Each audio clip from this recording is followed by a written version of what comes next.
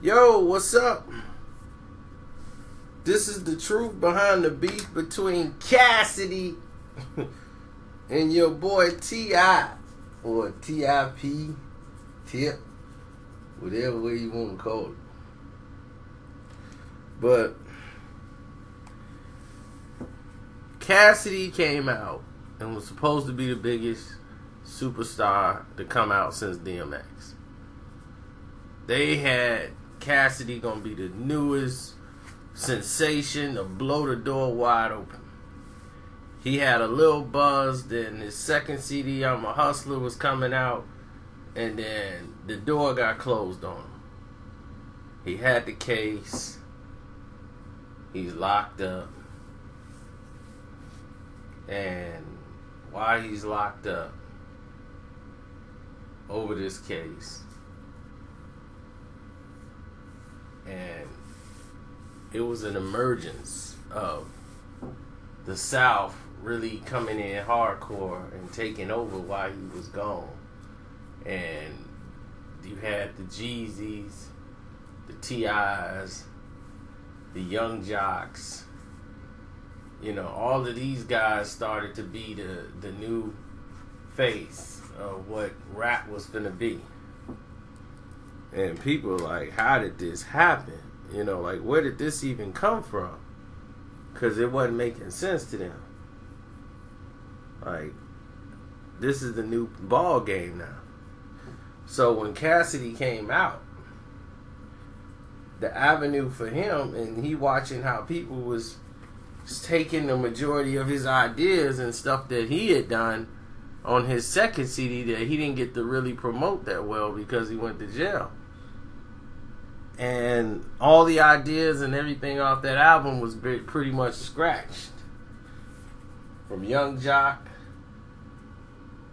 taking his little, you know, the Hustler dance, to, you know, T.I., you know, when he had the song Cassidy versus the Problem, and Cassidy the Problem versus the Hustler, and once that went down, and now everybody wanted to battle themselves. You saw Cannabis do it. You saw all these other people want to battle themselves. And T.I., when he named his album T.I. versus T.I.P., at the award show, they had a promo little thing set up promoting it, with T.I.'s going back and forth with himself, arguing. Everybody was so excited about the project. And I'm like, do anybody remember the fact that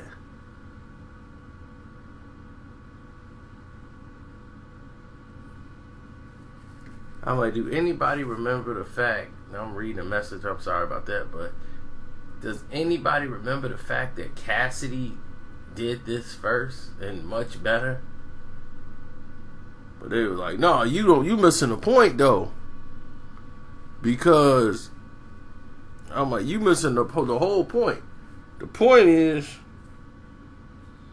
that T.I. making his album based off that. Cassidy just made a song. You know, people don't understand how concepts work, I guess. So I expect these type of responses. So when T.I. comes out, he addresses it. I mean, Cassidy come out of jail. He started doing his freestyles and he started addressing it.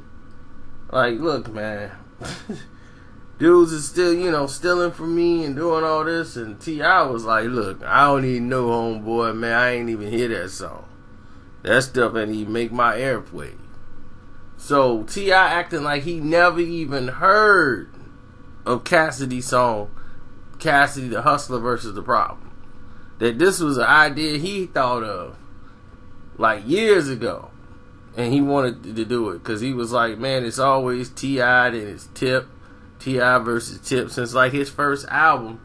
So he said, I'm gonna name this album T.I. versus T.I.P., you know, Tip, rather, because people get mixed up sometimes. You know, T.I. is more the businessman and Tip is from the streets, and I'm more leaning towards T.I. now than Tip, and everybody know me from the streets still call me Tip.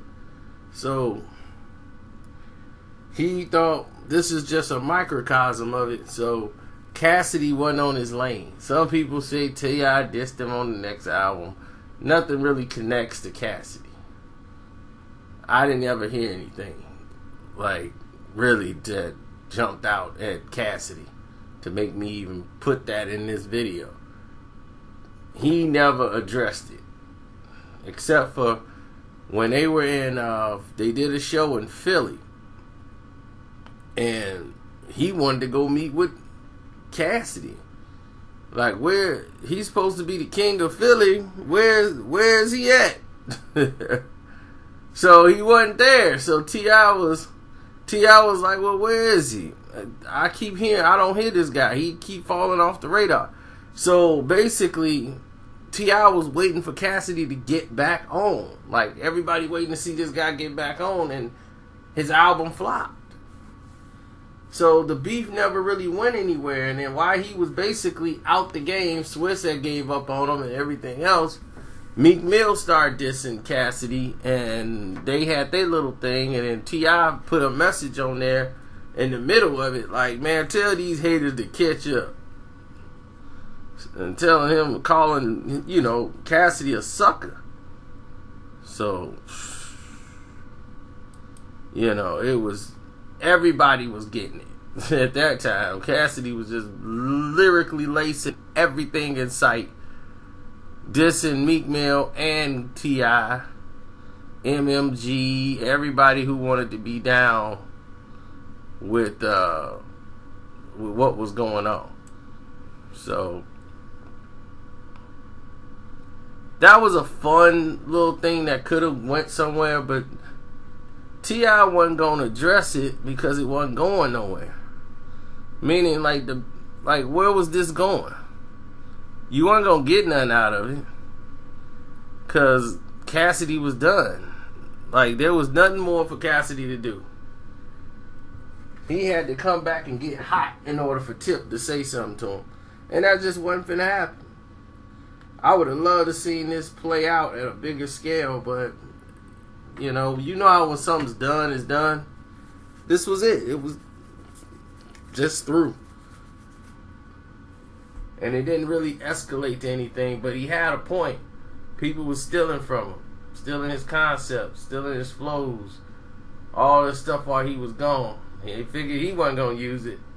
And T.I. kind of jumped into his spot in the lane that he had and just took off with it. So for T.I. to say he didn't know, like, I ain't know that was his style, I think that's a flat out lie. I think he knew. He knew 100% what he was doing. He liked the idea of it and wanted to make it into an album. That's all. Just pay homage. No need to lie about it. These guys so afraid of what's going to happen with their image. And then we saw what happened to him, like, right after that, when he went down. So, it's your boy Carcino. I'm out. Enjoy your day.